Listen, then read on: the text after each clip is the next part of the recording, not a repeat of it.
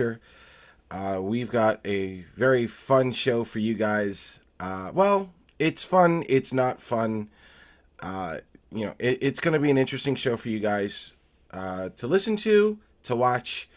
Hopefully, you guys have not had any kind of dinner. I don't think you guys are going to be very happy. But this is going to be one of those shows where if you were expecting me to be rah, rah, rah, the team can still pull through. Yes and no. But you guys are really, I'm sure I'm going to be bombarded with questions, but I'm going to hold off on the questions for now. There's going to be a lot of discussion here. And there was a tweet coming out last night on Sportsnet, if I'm not mistaken, and it basically said for the last 46 games, the Islanders went 19, 20, and 7 since going on that 17-game unbeaten streak. So, what happened? What happened to this Islander team? Why aren't they doing any better? What's with the collapse? And honestly, if you guys think I have the answers for this, I don't. I'm actually here to make it worse for you. I am. I'm actually here to make it worse. So, but when you're done with the show here, you're going to be scratching your heads.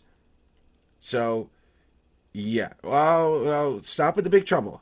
Stop. The sky's not falling just yet. Real quick, let's do the standings because this is actually, it's not just a part of the show, but it goes into the theme here. Mysteries. Okay, if you wanted to play the X-Files song in the background, go right ahead. Because this has nothing but head scratching. I don't know what to tell you. I don't know how we got to this point. Okay, so getting into the standings first.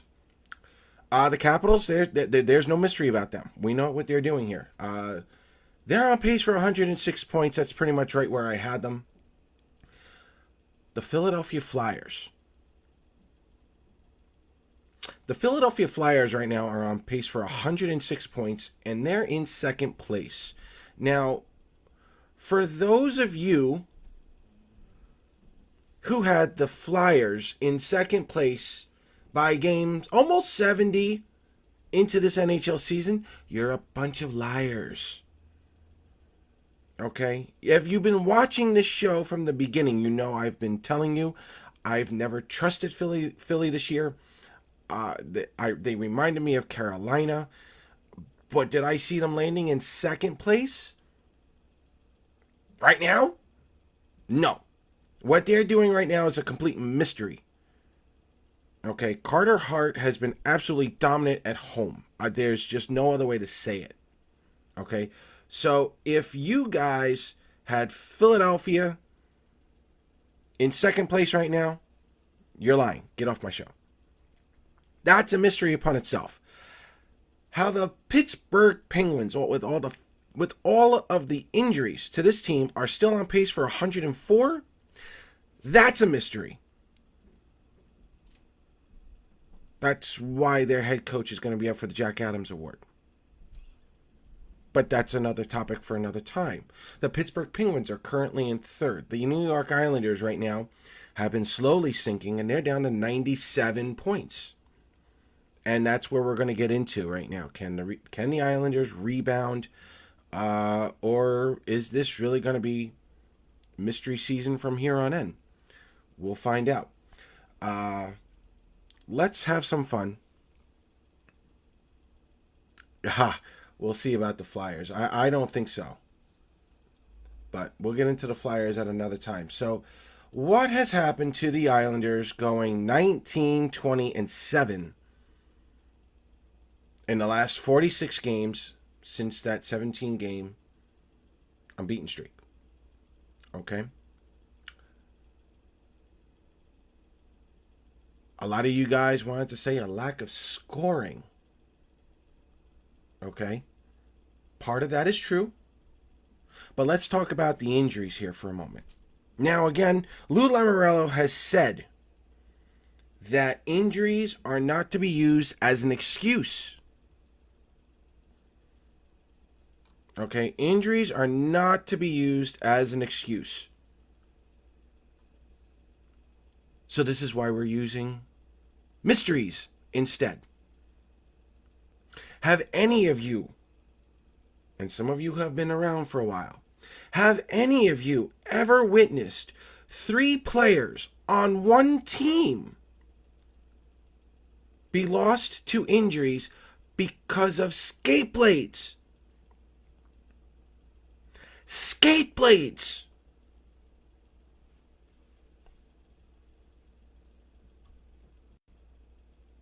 No! Casey Zizekas, Cal Clutterbuck, and now Johnny Boychuk. 3 Islander players who, if they didn't get, honestly, cut, thankfully they're all safe. But if that doesn't happen, are the Islanders really as bad as they are right now? Maybe not. Especially with Zizekas in the lineup, and we'll get to Zizekas in a minute. But we've never had the Islanders have never had a situation where we've had 3 players literally get injured with skate blades.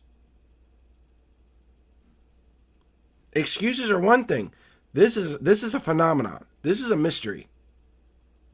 Okay? This is completely unexplained.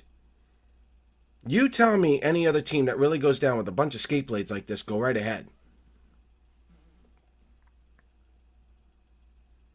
Brian, I agree. Thank you. Columbus. All their injuries and what they're doing. It's practically a mystery. But going back to the Islanders for a minute. Okay? We haven't seen that ever. And that's going to be an issue at some point. That's got to get rectified. Let's be honest here. The referees this year have been debatable at best. A lot of those calls that should have been made for the Islanders didn't happen. A lot of us start going like this. Why? Why aren't we getting the calls? It's a mystery. Okay? It's a big time mystery. Let's get into the scoring now. I know a lot of you guys, are into the scoring and whatnot. So let's get this done and over with the scoring. Ever since the 17 game unbeaten streak was completed, Anders Lee, 15 goals in 46 games. No problem there. He's on pace for 27 goals on that. Okay? No problem there. Here is the issue with Anders Lee that we have so far that is a complete mystery. For the last 4 years, Anders Lee has been averaging close to 10 power play goals a year. He just scored his second power play goal yesterday.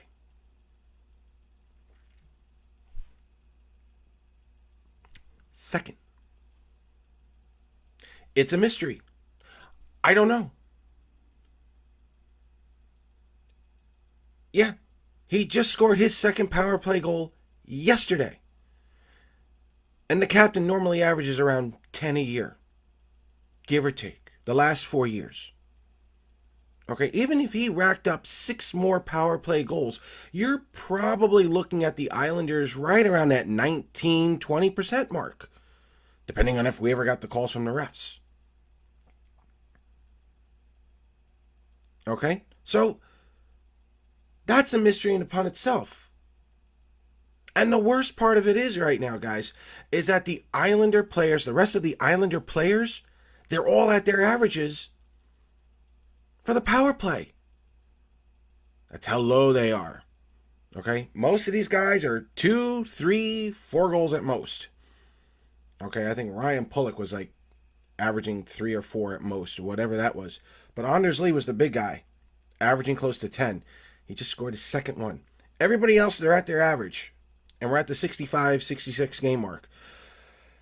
Hopefully, we're looking at career years here for their power play. But again, Anders Lee being the only guy, reliable on the power play, not happening. That's a mystery. What's going on? Derek Brassard. Derek Brassard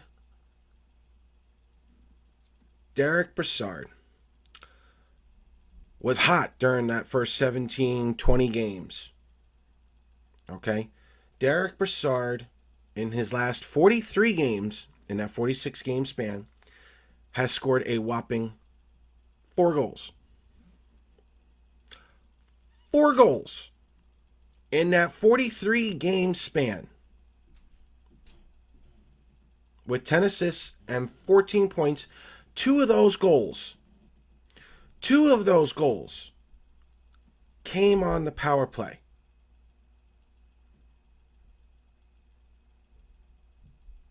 So let me make this clear for you. Let me see if this really opens up your eyes here to a big mystery. Okay? How is it that Michael Dal Cole, Leo Komarov, and Matt Martin have scored more 5-on-5 goals than Derek Brassard?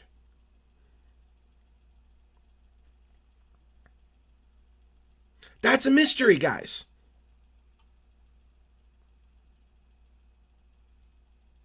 I don't know what to tell you.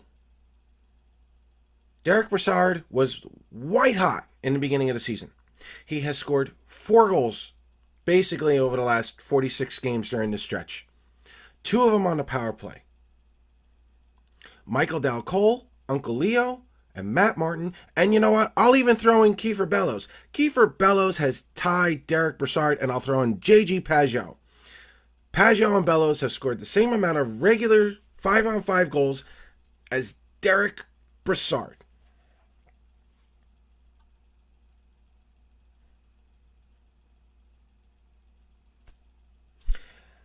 I don't know, guys. I hope you guys weren't expecting answers. I don't have any. I don't know what to tell you.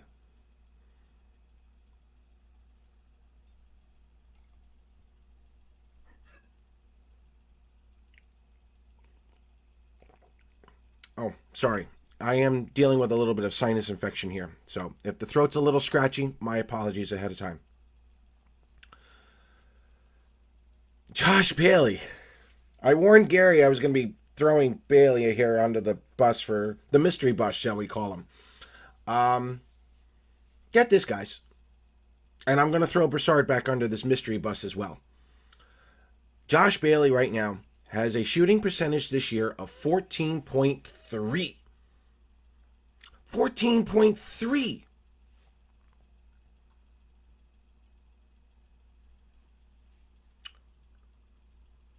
Josh Bailey's only shot 91 times this year. 91. And how many shots does he normally take a year? 150. 150. So do you mean to tell me in about 16 games, Josh Bailey's going to rack up maybe 60 more shots? I don't think so. That right there is a mystery.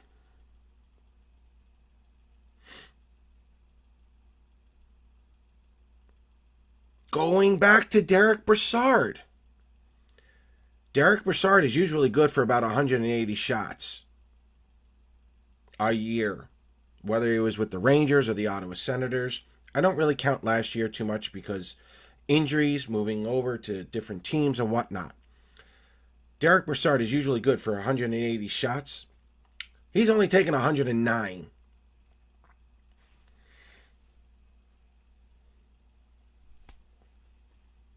I don't know what to tell you guys.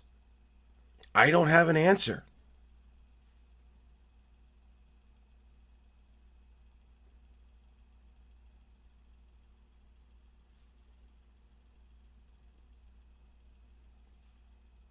And no, it's not that the team doesn't shoot. It's exactly what Barry had been saying before. Some of these guys are not playing the system. What are you supposed to do most of the time when you get stuck? Throw it at the net or throw it into the corner. Have we been seeing that lately? No. No. And I'm not going to insult you guys. You guys know what you've been seeing. Right? Okay, so you guys want me to bash Barzal. Okay. Here we go. Giveaways. Let's get into the giveaway, guys. I know you guys are into turnovers. You want to put more blame. I'm not blaming anybody. It's a mystery to me. Matthew Barzal has a team leading 101 giveaways. 101 giveaways. Scott Mayfield is second with 68. Ryan Pulock with 63. Devon Tays with 56. And there's our favorite friend again, Josh Bailey with 54. Anyone below 50, that seems to be okay for now, at least from what I've been able to see. Okay? You want to know why your goaltenders haven't been doing so well? It's because your defense, according to the numbers here, are giving the puck away a little too often. Why is that? I don't know. It's a mystery when this is a system that's supposed to be pretty good with puck possession.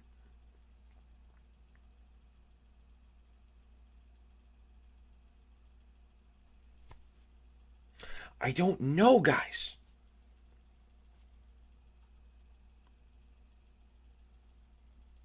But here's the funny thing. In defense to Matthew Barzal, Lee, and Eberle are the best right now 2A line on this team.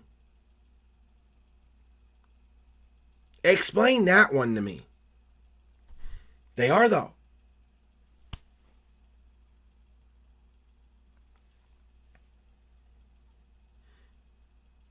I don't know. Again, welcome to the Isles Mystery Talk Show. This is what we have right now.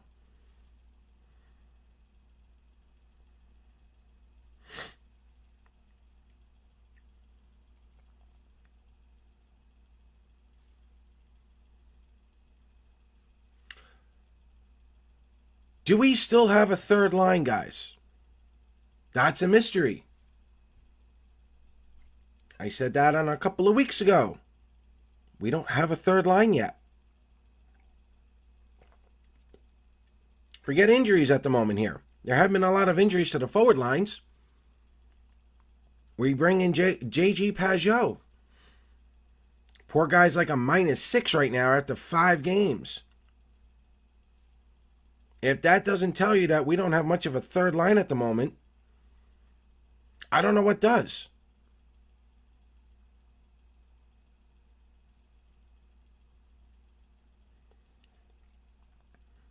The system's not going to change. Thank you, sir. Oh, no.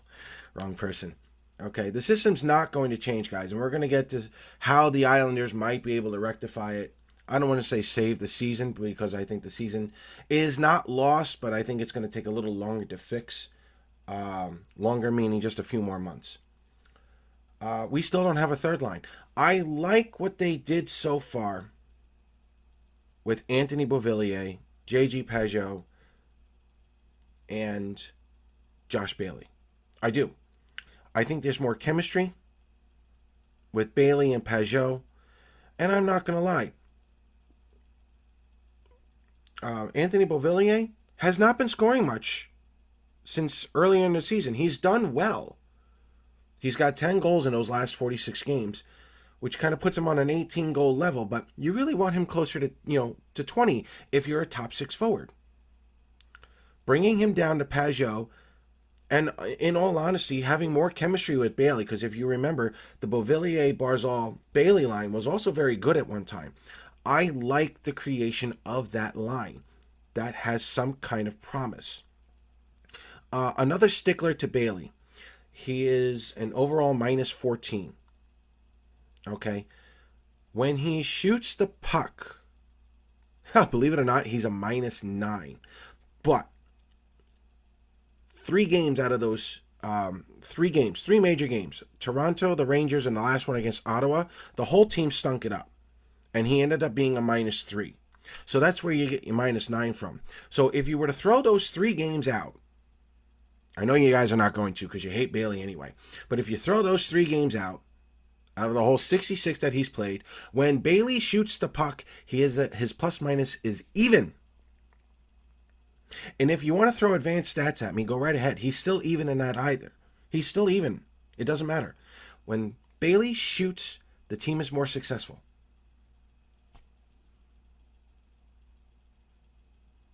I love that you guys are going absolutely off in the chat here. This is phenomenal. Have at it, boys. Fight all you want. That's fine. I'll grab some popcorn later and watch all this fighting going on here. I love it. Okay. I like the creation of that third line. I like the move back from Brassard back to Nelson and Michael Dal-Cole for now, because the Islanders are once again, they're taking care of the excuse part. Brassard doesn't have to worry about playing third line center anymore. He can now play second line right wing. He better start scoring, and he better be ready to score. He's got to start creating more opportunities for both Brock Nelson and Michael Dal-Cole.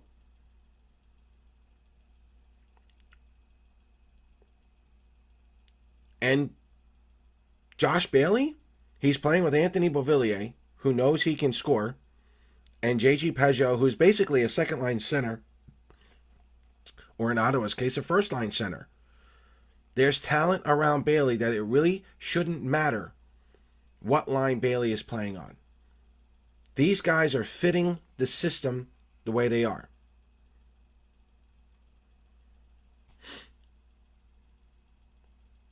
Brian, you're right. You're right. But why? 19, 20, and 7 in the last 46 games. They're +1 in goal differential. That screams mediocre to me. Yes. But why? That's the mystery. It's a mystery. Brian, you're not wrong either. None of you are wrong. Everything you've been saying is right. You're not even getting an argument from me. We all would like to know why. Because I certainly don't have an answer for you.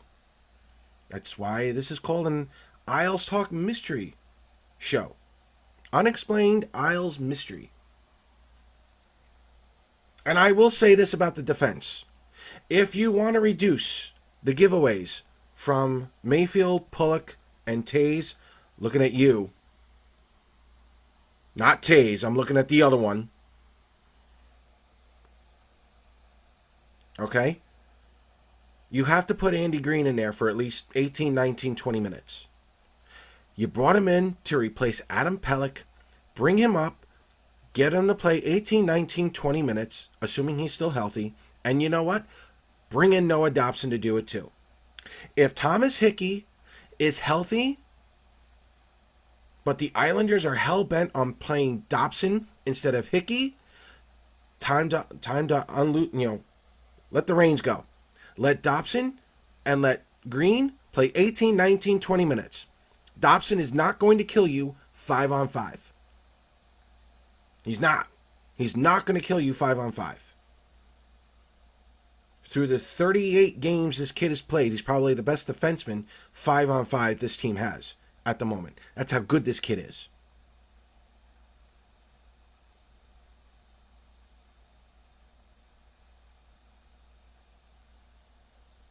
Stop picking on Michael Dal-Cole. But that's what you got to do. Get this defense to lower their minutes, the top 4, throw in Green, throw in Dobson, throw in the kid. See what he can do. It's playoff time. Absolutely. Dobson is not a liability 5-on-5. Look at his numbers, guys. Look at his numbers 5-on-5. And remember who he has been playing with. He had been playing with Johnny Boychuk. Johnny Boychuk, granted, 18, 19, 20 minutes was a liability. And that's not a knock on Johnny. You put Dobson with someone who can play 18, 19, 20 minutes, Dobson will not be a liability. No chance.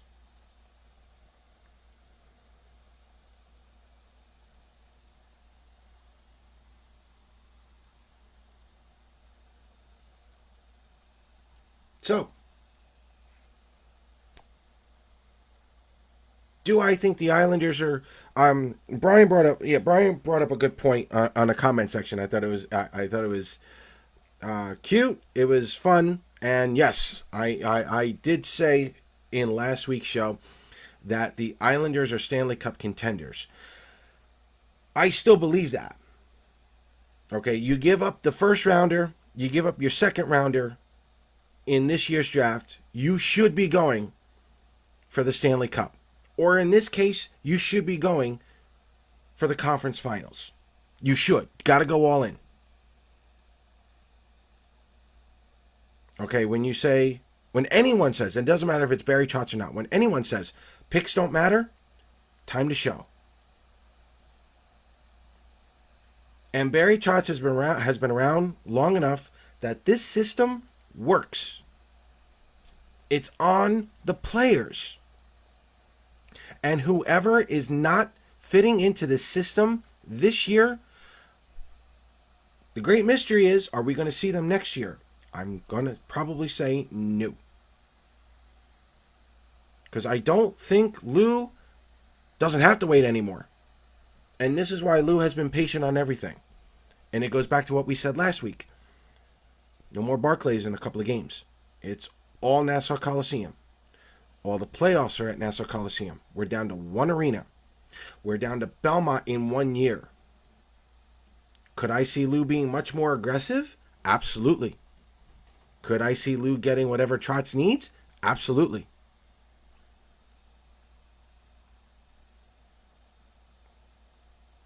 I agree, Randy. We'll get into that later on. I agree, the goalie tandem has not been great. But I'm going to also say that the defense has also not been good as well. I didn't include Adam Pelech as a mystery here because, in all honesty, guys pulling their Achilles tendon or tearing their Achilles tendon due to a soccer game or pregame soccer game, that's kind of common, in all honesty. Losing Adam Pelech for this long did not help. And Casey Zizekas, we'll get back to him in a minute. The Isles are 2-7-2. They're 2-7-2 without him.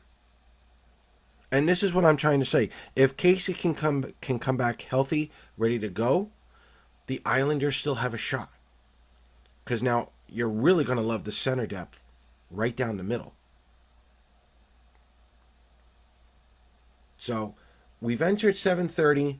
Here's my final thoughts for what I have to say on the mystery section of the show. We'll get into water cooler talk. A lot of strange stuff has happened to the Islanders that are completely unexplained. The referees, the injuries with skate blades, Anders Lee and his power play woes, I guess you want to call it. Derek Brassard, it's like an old man enigma version of Oleg Kavasha. I have no idea what to give you on that one. Players not playing to the system. Why? When the system already works, are some of them playing injured, or some of them just tired or burnt out? Okay. I mean, Bailey, the giveaways from Barzal and the defense themselves, not all of this is on the goalie, guys. Not all of it. The goalies can only do so much.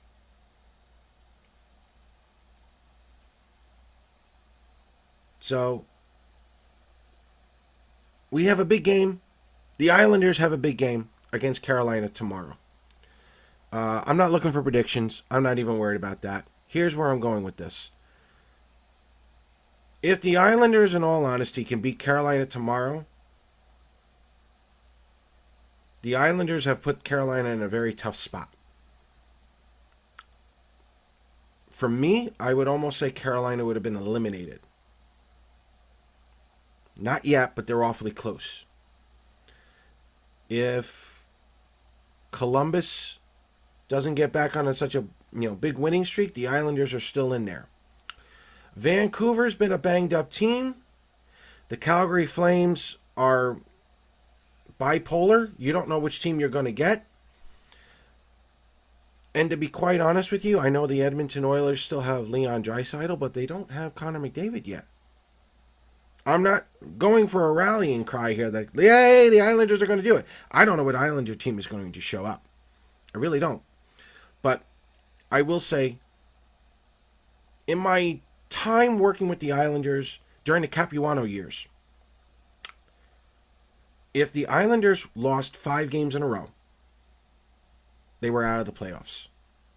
If the Islanders went 7 games winless, so they went 0-3-4 or 0-2-5 or whatever it was, if they couldn't win in 7 games, I also eliminated them in the playoffs, from the playoffs.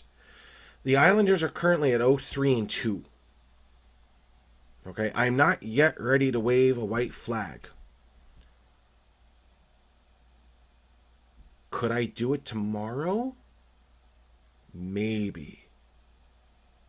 But if the Islanders can get a win tomorrow, that's going to separate them from Carolina, because then you got another game, I think, against Carolina in a couple of weeks. And then we got a couple, we go out west. Vancouver, Calgary, Edmonton. You don't know what you're going to get from either 4 of those teams. The Islanders, Canucks, Flames, whoever. You don't know what kind of game you're going to get. That's just the way it is.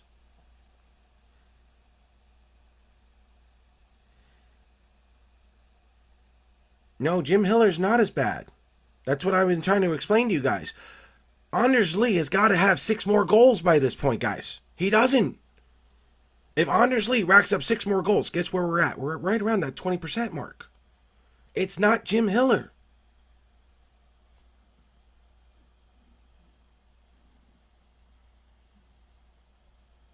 I agree, Brian. It's tough to stay positive, 10-5. But again, you have the mysteries. Why are we giving the puck away when we should be throwing it in deep? Because I'll tell you right now.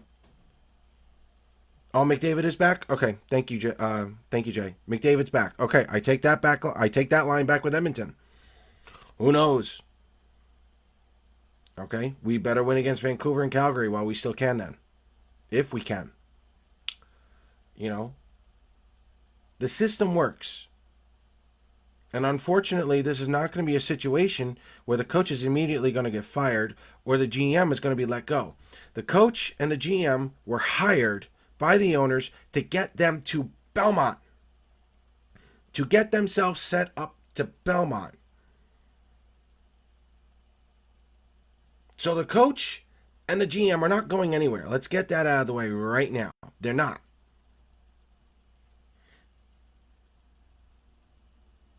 It's going to be on the players. So any player who either A, doesn't want to be here anymore, B, doesn't want to play the system, or B, can't play C, can't play the system, they're not going to be here. And this is why I have been saying before, hold off on any kind of ridicule for Lou for now, especially with that Pajot trade. Because I don't think Lou is done yet. I don't think Lou is done. I don't. I think, and here's the other thing. One positive for the Islanders here. The Islanders, the NHL salary cap is looking like it's going to go anywhere up from 84 to 88 million. I'm probably quite sure that Lou Lamoriello knows exactly, or at least very close to what that number is going to be. If it's anywhere near $88 million, the Islanders should have enough to re-sign Sorokin, Tays, Pulock, and Barzal. Probably without any effort or without trading anybody at this point. So there's that point. So again, give Lou a little more time, probably this summer, to see what this team's really going to look like. So Having said that, 7:37. Let's have at it. Water cooler talk time. Fire away. Any kind of questions. I'm gonna steal Art Staples. I know nothing. So let's go for it. Fire away. Questions, comments, concerns, gripes, whining, complaining. You guys are good at that. Let's go.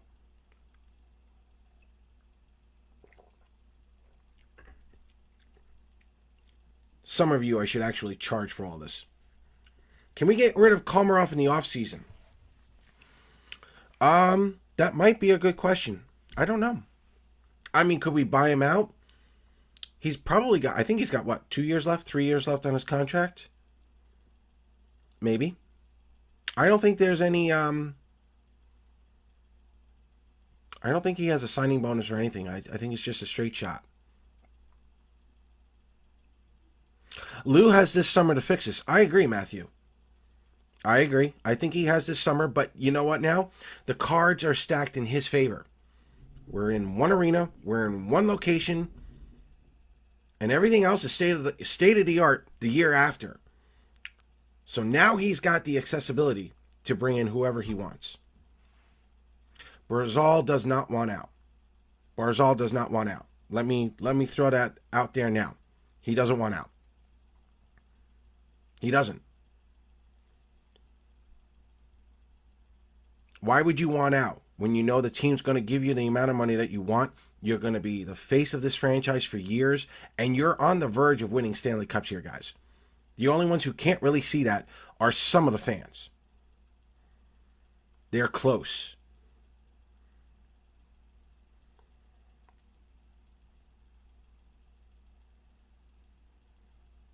Will Thompson be unemployed shortly? I don't know, David. I'm gonna. Let's put you this way.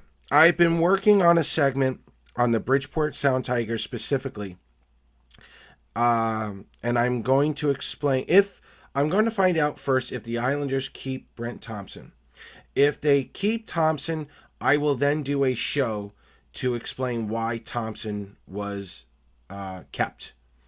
And I will say this though, for beginners, okay, who really don't know Lou Lamoriello, okay, you have a better chance of being an NHL coach a week before the Stanley Cup playoffs and getting fired by Lou Lamoriello than you do an AHL coach for his team.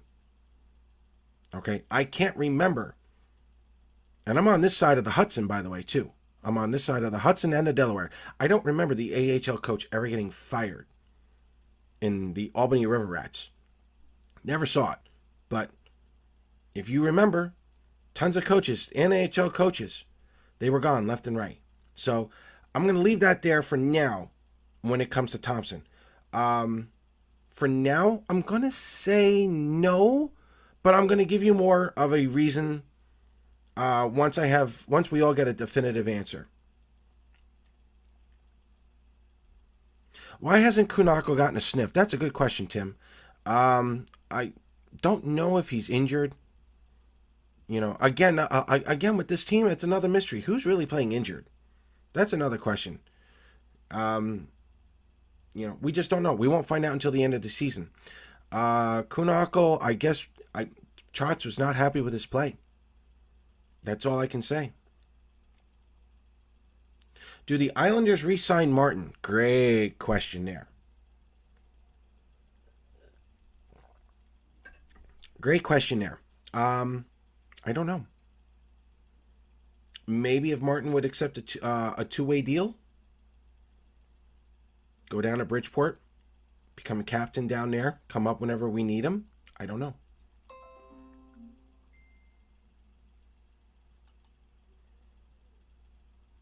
No accountability at all. Sit the players that don't care and are not contributing. Bring up the players. Yeah, but we can't bring everyone up. That's the other problem.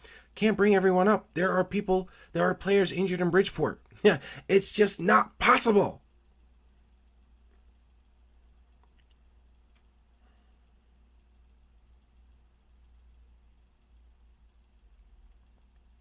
Yeah, but what's Komarov's cap this year? If it's over 2 million, then yeah, you still want to do it. It's still gonna.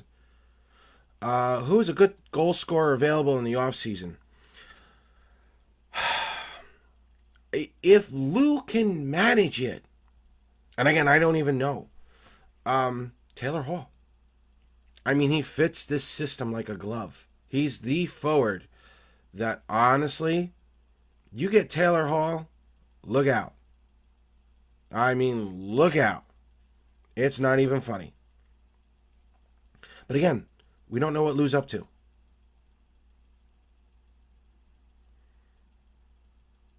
Right now, I don't think we have a place for Uncle Leo.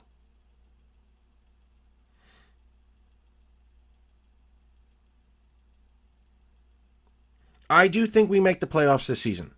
I do. Where, I don't know.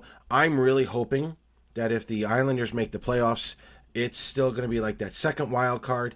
And I'm not going to lie, guys. I'm still not comfortable with Pittsburgh being where they are. And I'm not even going to lie either. I'm not convinced the Flyers can hold on with what they're doing either. Um, I really don't want the Capitals in the first round. Not going to lie to you. Um, I will take the Flyers. I will take the Pens. I will take all of them. Yeah, I'll take anybody in Pennsylvania. Why isn't Bellows up yet? From what I know, and from what I've been told, Bellows his overall game is just not there. His two-way game. It's just not there. And I know you guys are complaining, yeah, but we need scoring. But the problem is, he's on the, when he's on the ice, he's still giving up more goals than when he's scoring. Not necessarily his fault, but that's just the way things are going right now.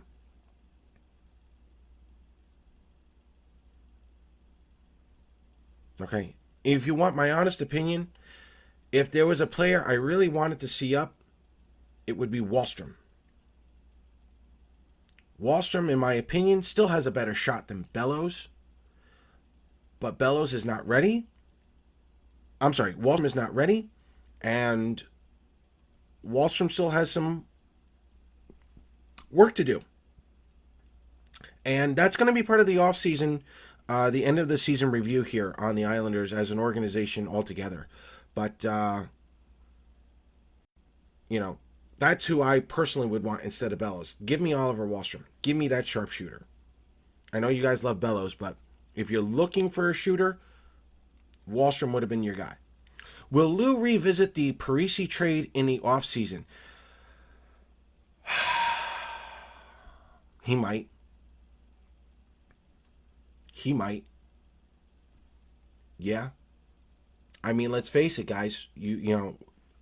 I do a mystery show here, and you guys are throwing out names who have not been doing well. Who says they're not to be traded to Minnesota for Zach Parise? Why not? Andrew Ladd for Zach Parise straight up? Why not? I don't know. I don't know. It's a good question.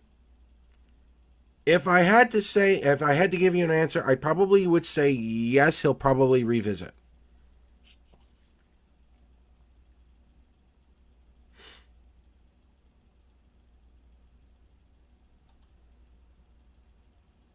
Who does Lou go for in the offseason? Man, that's a great question, David. I'm not going to lie. I think Lou is really going to go into the hockey trades. Like that Parisi for Ladd. I think you're going to see hockey player trades first before he goes into free agency. I think he's going to kind of remold the team ever so gently with players who fit the system. And then the Islanders are just going to sell themselves, if you understand where I'm going here. Lou's going to basically filter out the players who are not going to be able to stay with the Islanders, bring in people who can play with the system and play for Barry Trotz. And I think when the free agents are finally ready to look, the Islanders will be able to sell themselves. So as far as who, I don't know yet, only because, like I said, I'm holding off my critique on Lou's trade of Pajot until this season is over. And that goes into the off season for a little bit. You got to give Lou at least another 3 or 4 months, basically July 5th or July 4th. Oh, that's true. That's true. Wallstrom is also hurt in Bridgeport. That's true. Yes.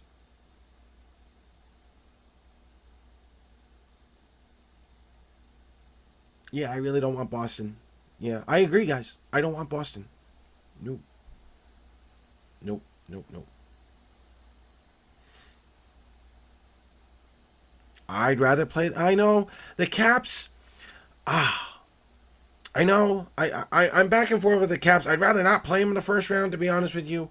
I'd still take anyone over PA. Anyone in PA right now, I'd rather take them over the Caps.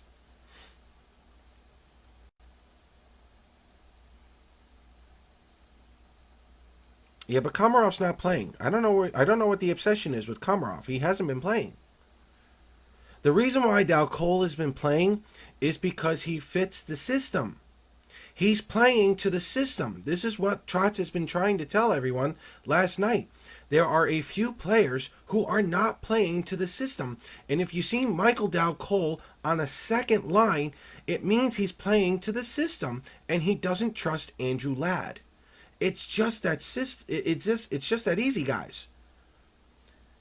It's an answer you don't want to hear, but it's the truth. No, Varlamov will not be one and done here. No, Wallstrom and Bellows are not ready. We know that. And I will get into that towards the season.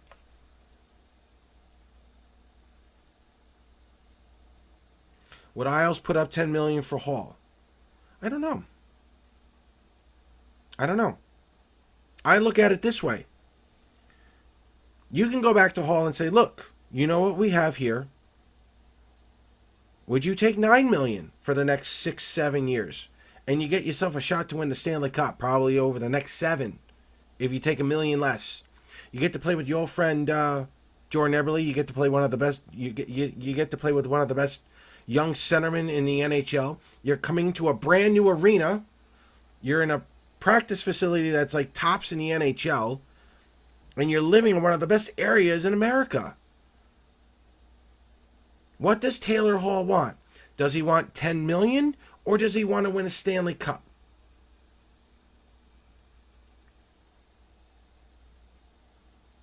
Does he want to be John Tavares? Does he want to be Austin Matthews? Does he want to be Mitch Marner? Does he want to be Patrick Kane? Does he want to be Jonathan Toews? Does he want to be Antti Kopitar? Tell me any of those guys who have signed $10 million or more have gone deep into the playoffs, guys. They haven't.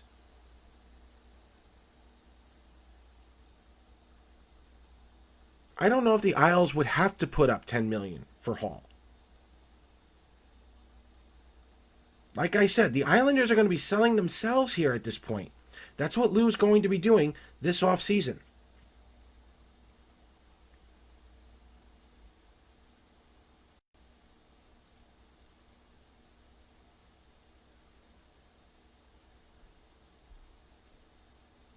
No, it's not a bad contract. Parisi's not a horrible contract. Why would he be a horrible contract? Okay, if Parisi retires after 3 years, that's not on the Islanders. That's a kickback that goes back to the Minnesota Wild because they're the ones that signed him to that ridiculous contract.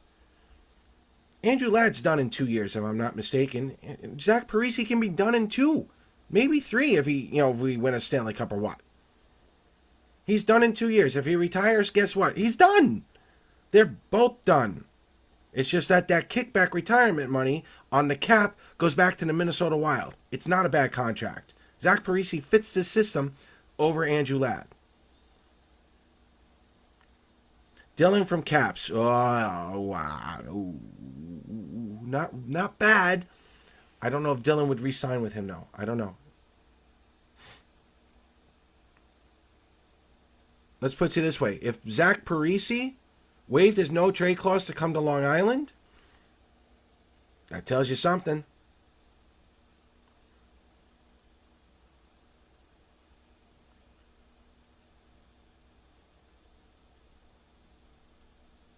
Oh no. Oh yeah. Let me. Okay, Grice. Okay, let me put it this way. We had Thomas Grice in his early 30s, right? 30 to 35, whatnot. We're talking about a 23-year-old Thomas Grice, a 23-year-old NHL ready Thomas Grice. Yeah. Let me tell you, his style reminds me of Thomas Grice. When Thomas Grice is in the zone, he's an absolute mood killer. He'll kill any kind of momentum from the opposing team. We've seen that. Sorokin can do that at 23, 24, whatever he is right now. He can do that now. That's what you should be expecting from Sorokin next year. That's what I mean when you're going to get a Thomas Grice. He can do that now at a much younger age. He doesn't have to be near 40 when the contract is over, guys. He's 35 now, give or take, I think. He can retire at 37. It's not going to do anything to the Islanders. Pay attention.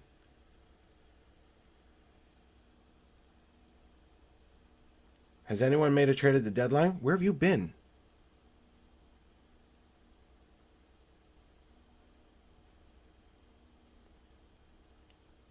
And Parisi's not going to be in the top six. He's going to be in the bottom with Pajot and Bailey. That's not bad. Have we ever won a game after the trades? Ryan Smith, back in 2006. Absolutely. That was the last time I think the Islanders really went for it, to be honest with you. I would almost consider Pajot. I don't know if he'd be as high as, Ryan Smith, but yeah. I would put Pajot over the other ones. No question. I would go Ryan Smith and then Pajot as far as, obviously you got Butch, Ryan Smith, and then Pajot. That's where I would rank Pajot in terms of trade deadline deals for the New York Islanders.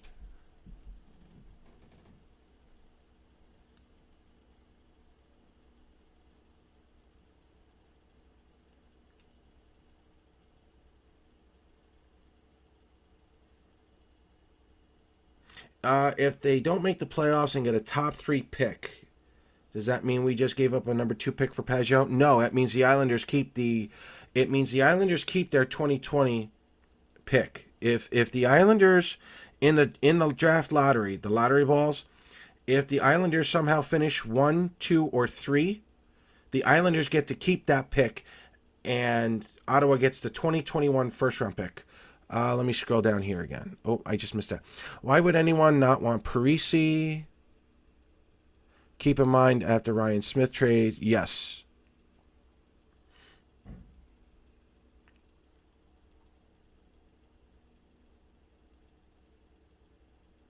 Who cares about the system? Guys, it's the system that got us into the playoffs last year. Are you kidding?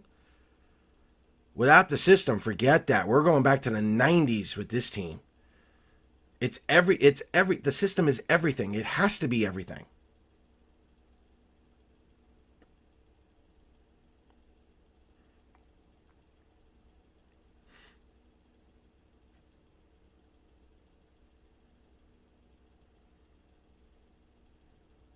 That's fine. You don't have to take a $10 million player. I love it. Facebook's blowing up all over the place. They're yelling at each other. I love it. Absolutely love it.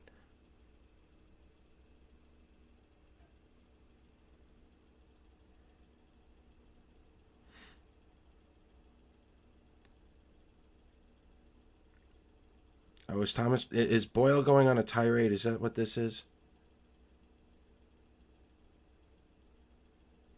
No, no, no, no, no, no. Who's saying Stanley Cup? If you guys are referring to me, no, this is what I'm talking about. In terms of the Stanley Cup. If you're going to give up a first rounder and a second rounder in a deep draft such as this, your goal is to get to the Stanley Cup. Okay? In the Islanders' case, conference finals should be a legitimate goal. With everyone healthy, running all 4 lines, and playing to the system. That's what I mean by Stanley Cup contenders. Yes, we make the playoffs this year.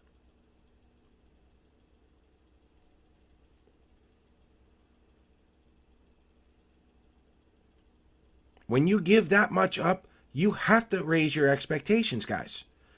Absolutely. No question about it. If the picks don't mean anything, wonderful. Go for it. Show us. Show the fans that you're going to win and go deep. Right? There are no more excuses. So, any other questions, comments, concerns?